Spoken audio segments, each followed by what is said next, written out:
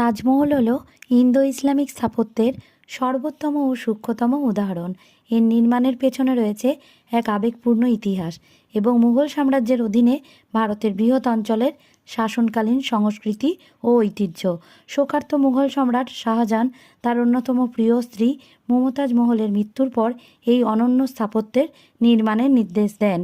এটি শুধুমাত্র একটি স্মৃতিসৌধ নয়, বরং এক বিস্মৃত কমপ্লেক্স যেখানে রয়েছে বিভিন্ন ভবন ও বাগান।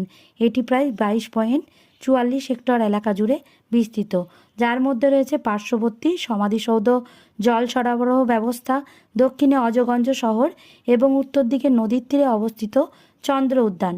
তাজমহলের নির্মাণ কাজ শুরু হয় 1632 খ্রিস্টাব্দে যমুনা নদীর দক্ষিণ তীরে আগ্রা শহরে এবং 1648 খ্রিস্টাব্দ এর মধ্যে প্রধান অংশ সম্পন্ন হয়।